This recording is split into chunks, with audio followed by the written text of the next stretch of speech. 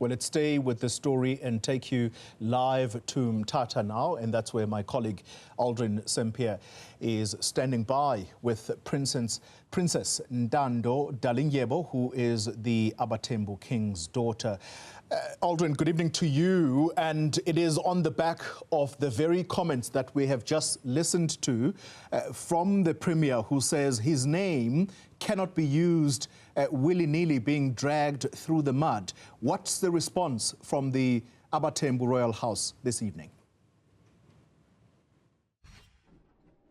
Yeah, we will be getting the response now. Very good evening to you, Xoli. And of course, as you indicated, that it's following that interview that we had with the Premier, but earlier on today, this morning at the Premier's State House, speaking about the extent of extortion in the province and also some of the interventions that have been made. And you heard the call that has also been made again by the Premier that it should actually be the SANDF be deployed to various construction sites, especially to deal with this issue of the construction mafia. But then, of course, you also have this issue of the extortion and the so-called protection fees that are being demanded by certain extortionists here in the province. And currently, we are in Mthatha. About last week, we saw an incident where one of the people that have been accused of being involved in extortion, being shot dead, that is the so-called Chief Mareke. And after news had come out, just before he was shot dead, there was a meeting that took place. At that meeting that took place, where King Dalindyebo was at, he made the accusation that he is certain, and he also argued that he does have evidence to the effect that the likes of Oscar Mabuyane, who is the Premier of the Eastern Cape, is actually involved in extortion or a beneficiary of the extortion work that has been done by Mareke, who has now been shot dead by the National Intervention Unit. And indeed, we do have Princess Ndando Dalindyebo here sitting with us this evening to hear what the House's response is to this. Thank you so much for making time for us. The last time that we were here and we were speaking to your father, he was bemoaning the fact that he believes that political figures are involved in extortion and also being involved in protecting the so-called extortionists. Today, the confirmation that the Premier has now opened a case against your father. What's your father's response to this? What's the royal household's response to this? Thank you so much, Puti, for having me now. Our response to the minister's claims, the Premier, it's simple. We are simply too busy dealing with the extortion that's been going on around the area to be entertaining the Premier. This is not about whether or not he feels like he should clear his name. This is about his ego, and he feels like it's been bruised. This entire time, the people in this province have been terrorized. He's been quiet. He made so many promises that he was going to deliver the military here to protect the people. We didn't see anything. Instead, he decides to say that he's going to be opening a case after the main person that my father accused him of working with dies. Why is that? Why has he been quiet this entire time? And we haven't been served. We're not going to be answering a lot of questions about whether or not we're going to go to court or what. We haven't been served. So you mean to say that the police haven't informed you guys? No, we heard it from the news just like everyone else. Yeah, because we have confirmation this evening that the police are saying that indeed a case has been opened, not only by the Premier, but by the MEC for Community Safety as well and Transport in Mthatha in the province because of the allegations that your father has made. Does your father really have the evidence to support the claims that he made? My father stands by what he said. And he stands by saying that he will go to court and he will defend what he said. If they can prove their innocence, amazing. But that's not what they're supposed to be focusing on at this moment. They are supposed to be making sure that the people are safe and deal with their egos afterwards and deal with their personal issues afterwards. Because you need to remember that the king is the voice of the people. So anything he says, it's what the people are feeling. It's what the people know. It's what the people are saying as well. He doesn't pick these things up from the top of his head. And he knows these people. So it's a matter of, right now, we shouldn't be focusing on whether or not there's a case open. Because this raises eyebrows again. Are they trying to remove attention from this case of extortion? And they are trying to lift their own personal vendettas. Instead, they should be helping us with this extortion And then we will deal with whether or not we agree after we are sure that the people in this province, in this country, are well taken care of. And no one is being taken advantage of. No one's food is being taken out of their plate by criminals. If they are really not beneficiaries, they should be helping. They should be on our side because the king made it clear which side he's on. And if they are against him, there's only two sides. You're either with or against us. And we know who's against us. That's the extortionists. Yeah, but does your father have the evidence to support the claims that the Premier, as well as the MEC, are beneficiaries of extortion? He says yes.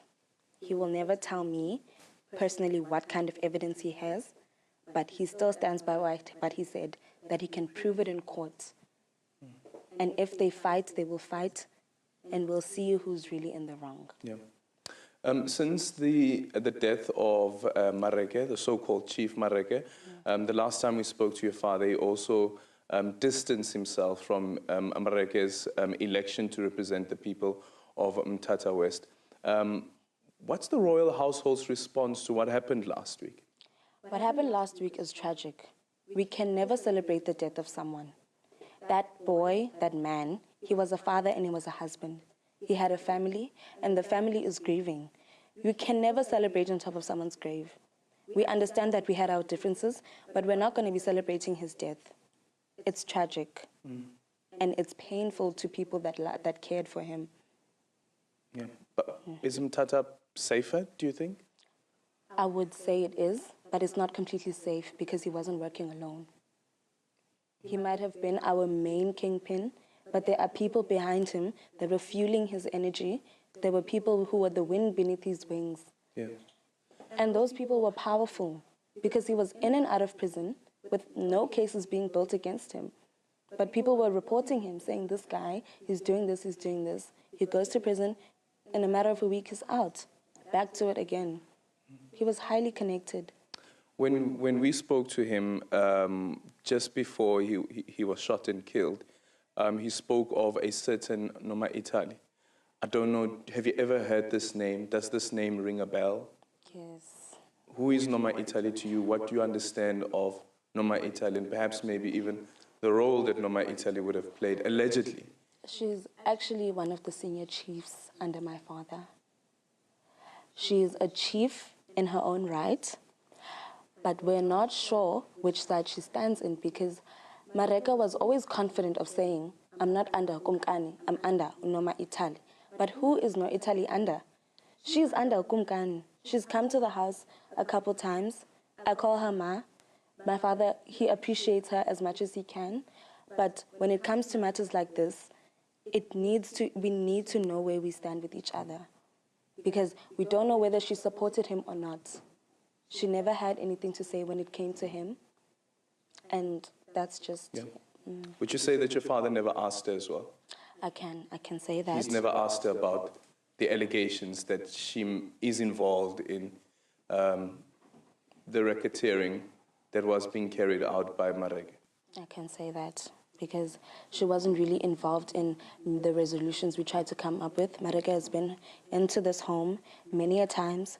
My father has tried to speak to him, has called the chiefs that he said placed him, and told those chiefs, Mareke is not a chief. He has no right to be a chief. Whether or not he was voted by the people, that area has a chief that was born. So you cannot just elect a chief because you feel like there's no chief there. There is a chief, and that chief needs to be respected. Okay, Princess Ntando, in conclusion, Parliament today, we're debating a motion that has been brought by the EFF for an ad hoc committee to be set up, a specialized committee by Parliament that is going to investigate the extent of extortion. As the royal household, where do you stand around that? Do you think that Parliament should be doing that? Do you believe that enough is being done to stem out extortion? We think the setting up of the committee would be a great initiative because we need it. It's not just a problem here in Mthatha. It's not just a problem in Eastern Cape. It's a problem all over the country. And not enough is being done. If this committee is set up, it will bring back the faith of the people back into Parliament, because that's what they need. They need to get the faith of the people, and they need to prove to the people that they're not here to spend their money. This is not about them. This is about the young children that are going to grow up in the society and find out that they will still be paying protection fees, just like us. Yeah. It's not fair. It's not right for someone to think that they can just stand up and decide to take people's money, people's hard-earned money. Is your father still a member of the EFF? Yes, always. He's still a member of the EFF. That's home, that's home. Okay, that is home. Princess Ntando, thank you so much for your time. Really appreciate it.